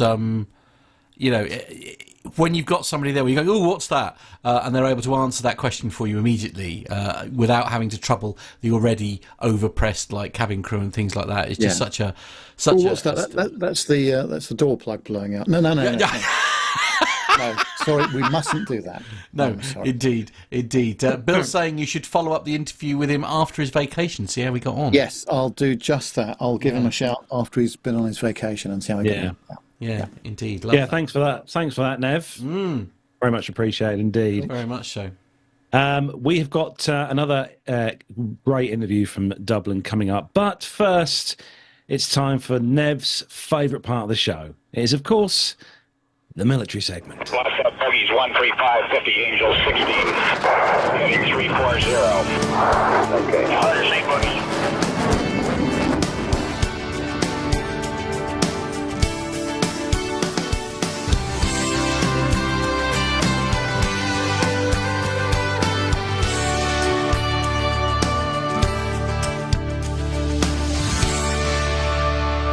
Yes, it is that part of the show. First story on flightglobal.com is this one, and a bit gutted about this because I was hoping to get some more bits to hang on the wall. A mothballed Boeing B-1B Lancer supersonic bomber is being refurbished for a return to active service with the US Air Force. A four-engined heavy bomber has been among more than a dozen B-1Bs retired to the US Air Force boneyard at Davis-Monthan Air Force Base in the Arizona desert back in 2021. However, the loss of multiple Lancers in non-combat mishaps in recent years prompted Air Force officials to begin regenerating the decommissioned aircraft. Colonel Seth Spanier, commander of the 7th Bomb Wing, a Texas-based wing, lost a B-1B back in April 2022, the result of a catastrophic engine failure that occurred during ground tests. The subsequent fire damaged one of the Lancer's engines and the left wing and multiple fuel lines, according to the Air Force report. Technicians were able to salvage 49 parts from the damaged B-1B, which were valued at a mere $2.7 million. The left wing and left engine nacelle were transported to a US Air Force crash lab to support aircraft mishap investigation training. Diaz Air Force Home, the home of the 7th Bomb Wing, said a previously retired B-1B recently left the Davis-Monthan boneyard and landed at Tinker Air Force Base in Oklahoma for heavy restoration and maintenance. After numerous inspections and upgrades, the aircraft will join the Diaz fleet later this year. Hopefully I pronounced that correctly, probably not. Emails in the inbox. Later this year, the 7th Bomb Wing said... more B-1Bs may soon follow, and the US Air Force's other Lancer operator, the 28th Bomb Wing at South Dakota's Ellsworth Air Force Base, also lost an aircraft in January when the bomber crashed during a night landing in bad weather. And luckily, all 4 crew ejected safely in that particular incident. So just goes to show, doesn't it, these aircraft are built to last, although they are stored to last as well, because I know when these aircraft, if you've seen them on the programs on the Discovery Channel, they do kind of plug all the holes and seal these aircraft up just in case they're going to get these out to reuse. So I expect Jonathan Warner will be happy about this story, definitely, if the chance to see more of these flying. They shrink wrap them, don't they? Pardon? They shrink wrap them when they store them in the desert. Yeah, they do. Yeah. Fascinating. Andy, you've got the next one. Yeah, so the next one is from a company called Hermeus unveils uncrewed high-speed quarter-horse Mark I test aircraft. Hermeus, a US company aiming to develop hypersonic aircraft quickly and cost-effectively, has unveiled its first aircraft, quarter-horse Mark I, which will take flight later this year. Quarter Horse Mark I is a remotely piloted aircraft powered by a General Electric J85 engine, the same used by the F5 and T-38, which will demonstrate high-speed takeoff and landing, a key enabling capability unique to future hypersonic aircraft on the company's roadmap. Hermeus, in fact, has laid out a development roadmap with an design based on 4 aircraft, each with a specific purpose, with the ultimate goal of breaking the airspeed record held by the SR-71 Blackbird. Each aircraft will progressively increase in complexity, allowing Hermeus to distribute program risk across multiple vehicles and accelerate learning. So the initial version, the Mark 0, was for ground testing only, demonstrated remote command and control taxiing. The Mark 1 version is the first flight vehicle, which will demonstrate remote takeoff and landing. The Mark II will be the supersonic aircraft, which will demonstrate automated supersonic flight below Mach 3. And the final Mark III version will demonstrate turbojet to ramjet transition and attempt to break the SR-71's records. The Mark 0 was designed and constructed within 6 months, and all test objectives were completed in just 37 days of deployed testing. Similarly, the Mark 1 was designed, built, and integrated in just 7 months. Hermes, in fact, has set the pace of 1 aircraft per year for the development of the hypersonic aircraft. Beating the SR-71's record is just the start for Hermes, which also aims to mass-produce 2 other designs. Dark Horse, a multi-mission hypersonic drone designed for defense and national security missions, resembling Top Gun's Dark Star, and Halcyon, a passenger aircraft capable of accelerating 125 plus to transoceanic routes at hypersonic speeds, with some resemblance to the XB-70 Valkyrie minus the canards. Well, they've got big plans. And big aircraft as well. Yeah. Tell you what, say anything about liveries and paint jobs, I really do think that all, even airliners, commercial airliners as well as military aircraft, just look so damn good in polished aluminium without the paint on. Yeah, the problem is modern aircraft are not aluminium anymore. No, that isn't an issue. Oh, are they not? Carbon fiber, I suppose, are they? Carbon fiber, yeah. Yeah, plastic. Yeah. But do you remember back in the days, American Airlines used to have a completely polished, the underside, wasn't it? The aircraft was completely polished. The whole airframe, yeah. Oh, the whole airframe, yeah. The DC-10s, the 7.5s, the 7.6s. Just looks so good. So good. Nick, you've got the next one, and bit of selling here going on. Yeah, so this is from Simple Flying, and Greece is selling its F-16s and Mirage 2000s to reduce a cartload of different fighter jets. So the Hellenic Air Force of Greece, with at least 4 general fighter types and at least 3 different models of the F-16, is paring down their fleet diversity. For the Greek Defence Minister, Nikos Dendias, the ability of the Hellenic Air Force to protect Greece must be improved. First, all the Rafales in the Hellenic Air Force will be upgraded to the latest F3R standard, according to the Aviationist on January 27th, and are intended to replace the Mirage 2000-5 variants. Secondly, the Defence Minister mentioned Greece has 4 types of F-16s, ranging from the simple Block 30s to the F-16V Vipers, coming online with massive upgrades while using the same aerobatic, robust 1970s design. As per the Lockheed Martin statement back from August last year, the plan is to upgrade 84 of Greece's 170 F-16s to this standard by 2027. Those F-16s will serve alongside the Block 52 and Block 50s, but this is not the entire story. The Defence Minister has said he also wants more F-16s upgraded to this level. And additionally, the Air Force will be getting up to 40 F-35As and 42 Pratt & Whitney F-135 PW100 engines with 2 as spares. This $8.6 billion order will be was approved back in January, and will come with a guaranteed order of 20 F-35As with an option for another 20 more. And the Block 4 F-35As will replace F-4 Phantoms. Good grief, they're still flying Phantoms that will have been upgraded to employ precision weapons, according to an August 20th report. The 36 F-4 Phantoms in the Air Force will be retained until at least 2027, up until the F-35s come online. How are they still flying Phantoms? It's unbelievable. Nick will be able to jump back in one of them. Yeah, I mean that's a 1960s aircraft, isn't it? The Phantom. Yeah, and I've seen them take off in some airfields in Greece, like at night time, watch and the burners light up. Yeah, I bet that's quite a sight. And you can feel it in the middle of your body. It's unbelievable. Wow, nice. And in reply to Dirk S's comment in the chat room, yes, there is plenty of room, even in here in the home studio, for a piece of an F-16. There really is not. Well, there is. Oh dear. Don't think that'd go down too well, but anyway. Nev, you've got the last one here, all about drugs.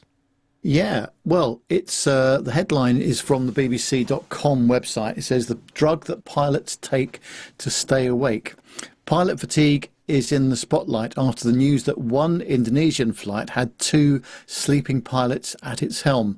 But military organisations have been grappling with this problem for decades, and they have a surprising solution. The story dates back to the Second World War, where a pilot had been shot down over Britain, along with the remains of his methamphetamine supply. At the time, this was the Luftwaffe's favourite pick-me-up for fatigued airmen, known as pilot salt for its liberal application. But though the Allied forces suspected this, they didn't know for sure. The pharmacological souvenirs were promptly shipped off for testing, and soon the British were working on their own version. The resulting stimulant was widely distributed and fueled hundreds of late-night missions across Europe. But this was just the beginning. A related drug, dextroamphetamine, again became popular during Gulf War in 1990 and 1991, where it was taken by the majority of fighter pilots involved in the initial bombardment on Iraqi forces in Kuwait. Today, this pill is still in use by the US military aircrews. They use it to solve the same problem, pilot fatigue, which can creep up on aviators during long missions and compromise their safety. But there's a catch. Amphetamines can be highly addictive, and even in the 1940s, they were widely abused. So in recent years, military organisations have been on the hunt for another option. In the world of fighter pilots, there are 2 kinds of drugs, go pills and no-go pills. The former are stimulants and increase the activity of the central nervous system. One reason amphetamines are sometimes known by the street name speed. The latter are depressant substances which slow down the transmission of messages between the brain and the body. In situations where the timing of alertness and sleep is critical, air forces sometimes use these medications to command the body into cooperation. So, along with an arsenal of sleep aids, this is where modafinil comes in. This stimulant originally developed for the treatment of narcolepsy and excessive daytime drowsiness in the 1970s.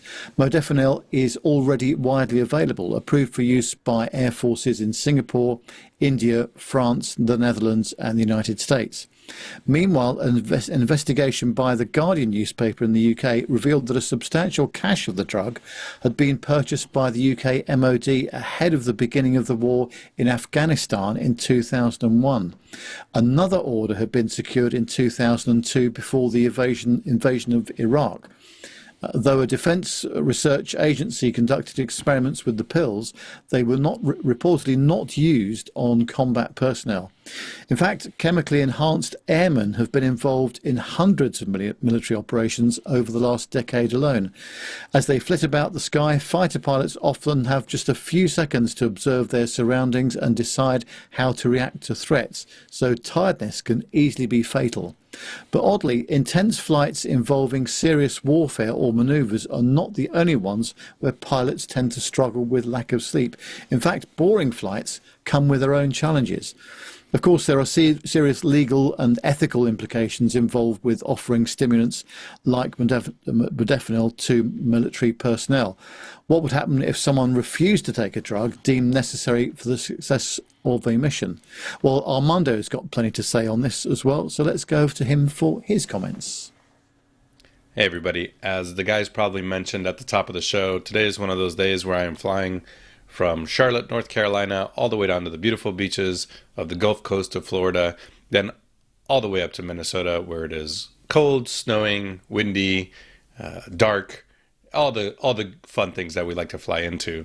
So I hope that everybody is having fun listening from the fireside podcast listening chairs that everybody has in their house. Nick had the story in there about go and no-go pills. So for us in the military, when I was in the military, and this may have changed in the last few years, go pills and no-go pills, they kind of came about in, at least regularly for us, in the 2000s.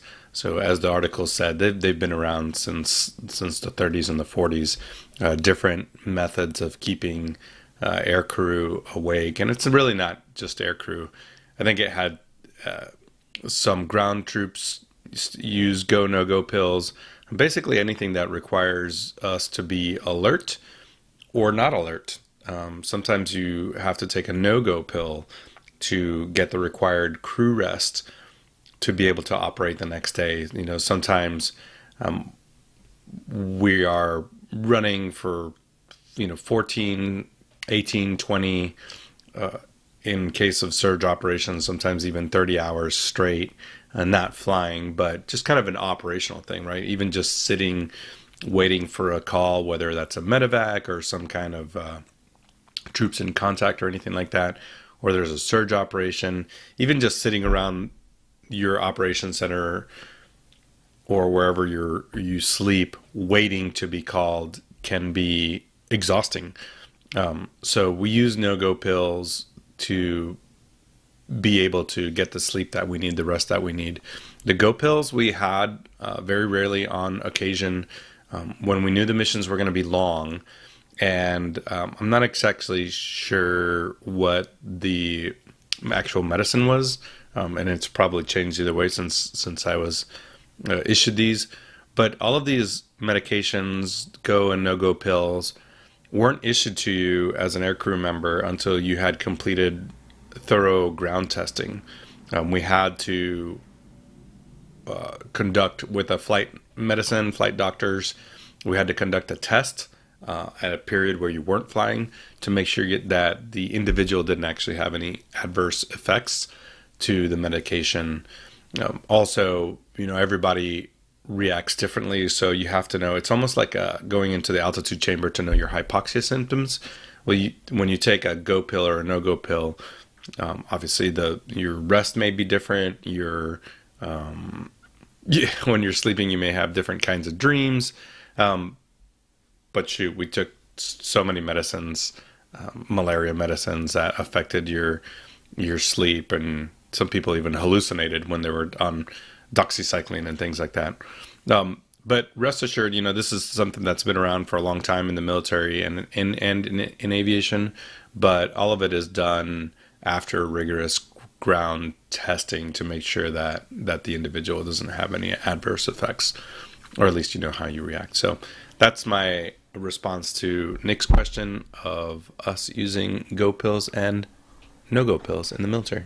See, now, weirdly, while we were watching that, we were sort of like having a discussion as well. One of the things that I would query, the quality of sleep. So, like, if you're going the other way, where you're trying to rest, essentially, I would query the quality of sleep that you would get as a result of sort of it being medically induced.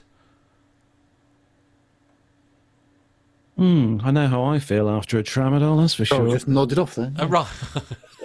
That's usual whenever I'm talking, to be fair. Why I was doing a breakfast show, goodness only knows. I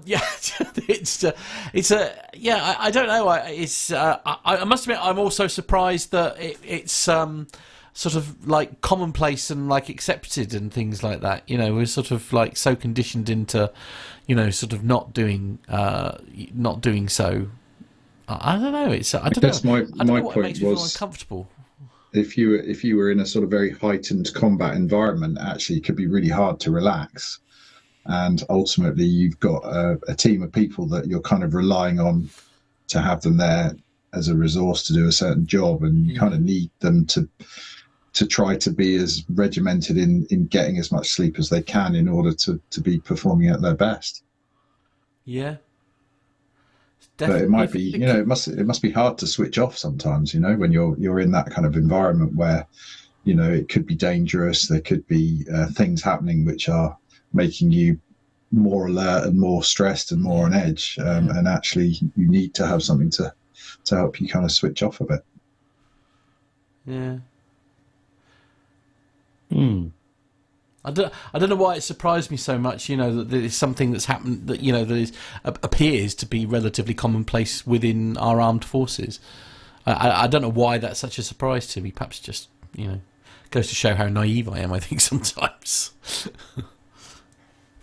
So, time to move on to a awesome part of the show again with another interview from the Drone Summit. Nev, what is this week's instalment?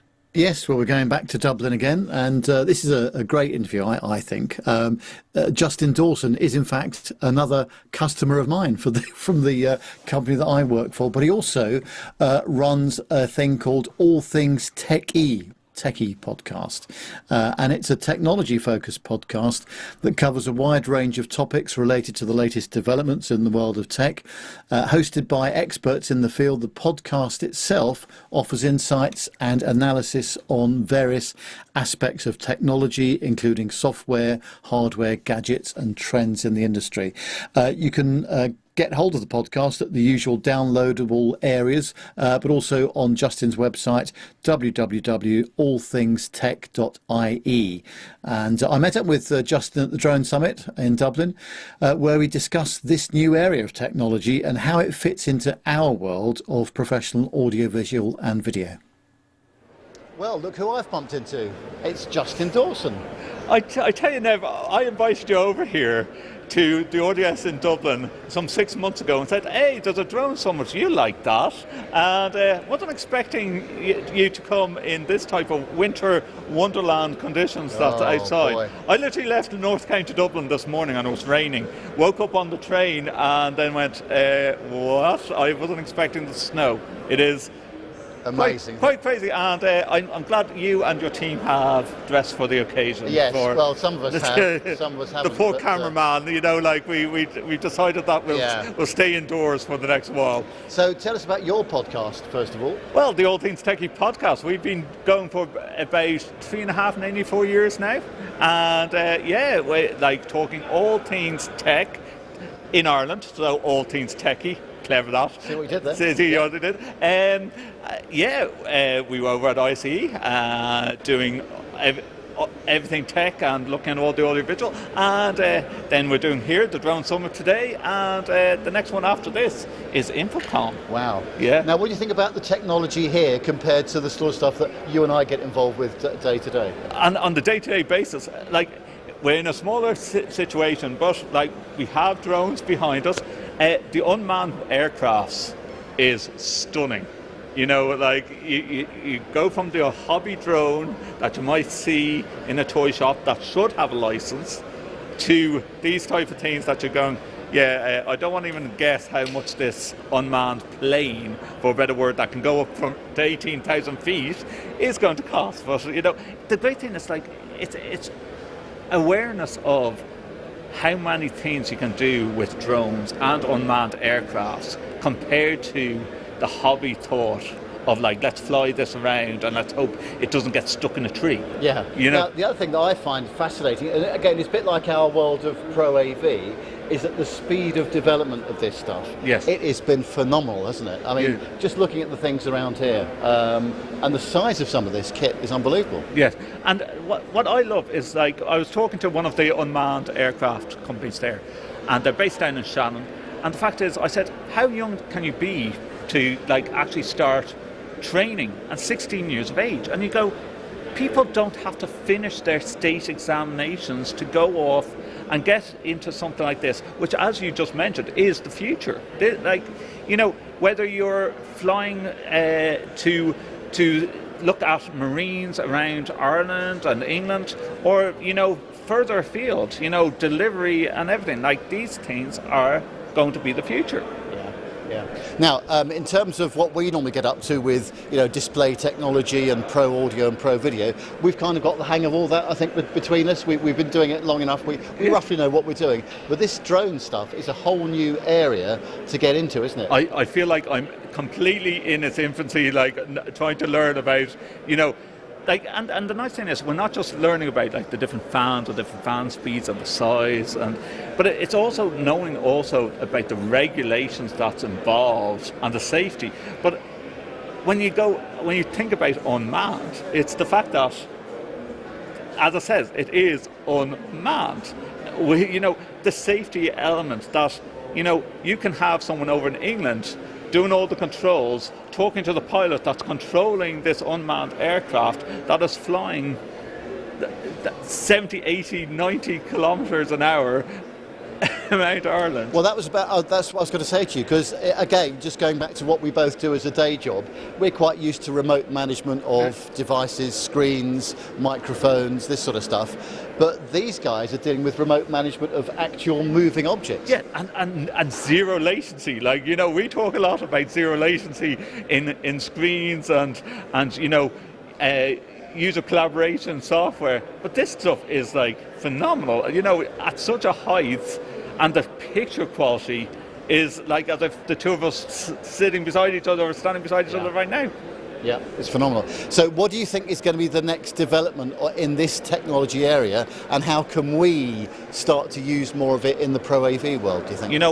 I joked on AV in the AM a couple of weeks ago. It's like, what is the future and what cartoons can we play with? And we're talking about VR with The Simpsons and the headsets, but I also commented on the Jetsons. Like, do you remember the old Jetsons where they were sitting in these aircrafts and they're flying around? It's going to end up that we're going to have passenger drones to get over this type of traffic. Like, thankfully you stayed in a hotel nearby in the audience. I'm hearing stories here that some of the exhibitors haven't turned up yet simply because of the snow today. If they had a drone, maybe they could have got through traffic a bit better. So let's fast forward 15 to 20 years, let's say, and someone says to you, Justin, can you just fly over to Shannon for me for the day in your drone?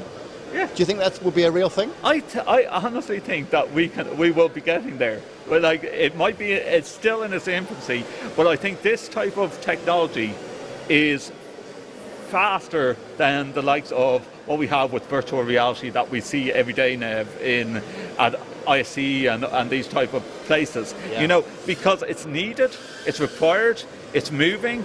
They are building it as we speak. And I think Ireland is going to be a forefront of this type of technology. Yeah. Do you remember in the Pro AV world, not that many years ago, when everybody said, right, it's going to be 3D, everything's going to be 3D. It's never going to be 3D. We're never going to wear goggles. No. And VR, forget about these headsets, that Apple are coming out with. Did I just mention that? Yes, I did. Yeah. So that lasted about a year, roughly, from start to finish, didn't it? But this technology, this is not just a flash in the pan. This is real stuff, isn't it? Yeah, this is the real deal. There's so many areas of drones and unmanned aircrafts. Like, yes, it can be used for sniffing out drugs. And marine. Like, it means that you don't have to send out the big Navy ships to try and find a drugs smuggler off the coast of Ireland. They just fly a drone or an unmanned aircraft out.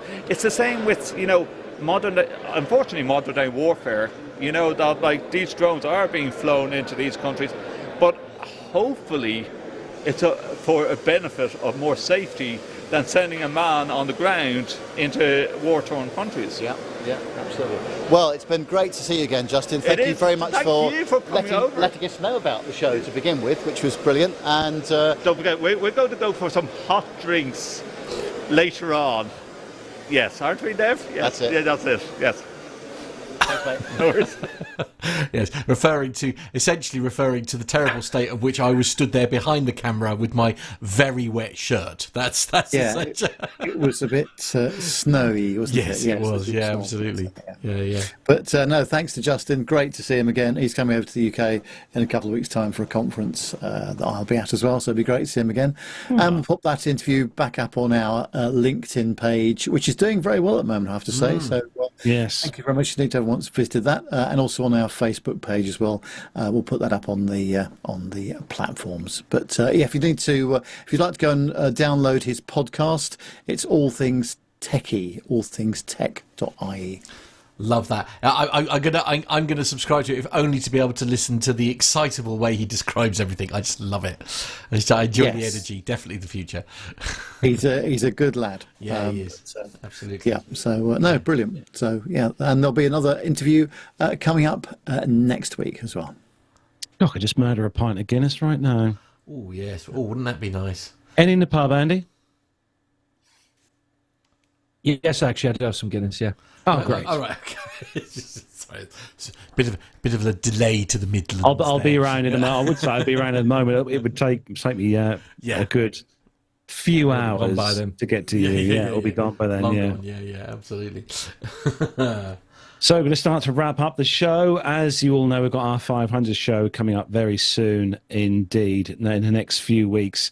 And we're asking you to send us some feedback for our 500 show to play out. We are kind of asking if you can send some audio feedback. That would be really great for us to play out on the 500 show.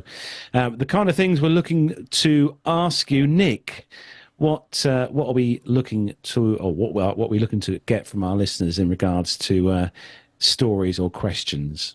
Yeah, well, we want to know, how did you find out about PTUK? What do you like about PTUK? What don't you like about PTUK? Not very much. It's a short list. How long have you been listening? And what's your aviation backstory? So, if you could do a bit of video or a bit of audio, it'd be great to hear from you. And we'd really like to get together all the stories from all of our regular listeners and put them together to be able to play out on the 500th episode. Yeah, be very much looking forward to having some, hopefully video be nice actually to see some of you guys and girls and also make you part of the 500th as well. So, Nev, where can all our glorious viewers find out more about us and the team and all the P2K fun? Yes, well, if you go onto the socials, Facebook, Twitter, Instagram or LinkedIn, just search those platforms for Plain Talking UK. You can contact us directly in the studio on +44 757 224 9166. That's our WhatsApp number, +44 757 224 9166. Or you can email the show, which is podcast@plaintalkinguk.com, and the website is www.plaintalkinguk.com. You can subscribe to our YouTube channel, of course, and you'll get notifications when we go live. And you can help shape the conversation of the show by joining us in the chat room, as many people have done tonight. And you can just go to youtube.com and search for Plain Talking UK. You can also become a patron of the show, because we've got ongoing costs that need to be, mitigated, as we say, in terms of media hosting costs, website hosting costs, that kind of thing. If you'd like to make a contribution to any of that, there's a Patreon link and a PayPal link on our website. So just go to plaintalkinguk.com to find out how to do that. And for those people that have contributed and continue to do so, thank you very much indeed. Yes, thank you to one and all. So, quick round robin and see what all the team is doing in the next week. Nev, what are you up to? A couple of days at home this week, and then off to the office in Brighton for our quarterly business review. Always an exciting time of the year. And no flying until the week after next. So I'm off to Edinburgh again the week after next. So, yeah, that's me. Oh, good. Look forward to a Nev's rant when you get back from there. Yep. Nick, how are things with the two wheels? Yeah, well, actually hoping to do a bit of mountain biking at the weekend. So, I think with all the rain that we've been getting lately, I think might end up with a bit of trench foot if I'm not careful. So we'll see how that goes. Andy, what's going on in the world of Andy next week? Oh, I am busy. I'm in Manchester tomorrow, then Monday I'm down to Gatwick, then Tuesday I'm in Bordeaux for a meeting, then back to Gatwick, then back up here at the end of the week. Oh, a little bit of flying then. As a passenger, yeah. Oh. Perhaps we should have a follow-on segment, Andy's terminal rants. Andy's backseat driving. Backseat. Oh no! Oh, no. Oh, Matt, what are you up to next week? Not a lot, actually. Not a lot. I'm off the radio now, so yeah. Well, until Saturday and Sunday. Not this week. So I've got the whole weekend off, which I'm quite excited about. Blimey! So yeah, so I've got to do Friday, but other than that, yeah. So it's because the Jono's back and well, so that's nice. And then I'm going to a friend's for breakfast at 9:30 in Watton.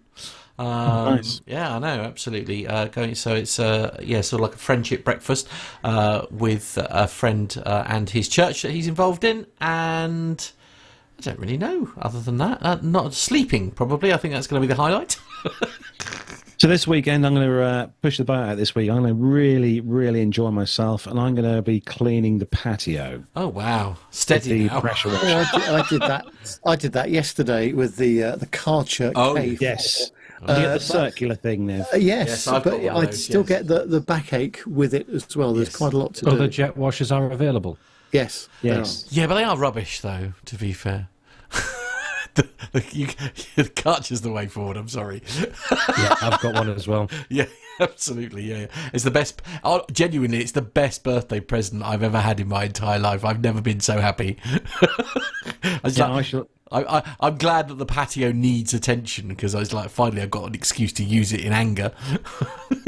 Yeah, I shall have my Bluetooth headphones on, and I shall just be buzzing along for probably most of Saturday afternoon with that. All being well, because we know obviously the weather forecast is looking good at the moment for the weekend, but that could all obviously change. As Very always. much so, yes. Almost guaranteed, I think. So, going to say a big thanks to all the chat room for joining us tonight. Thank you, everyone in the chat room, and also not forgetting all the audio listeners who download the show each week. Thanks to all you guys and girls for listening to the show.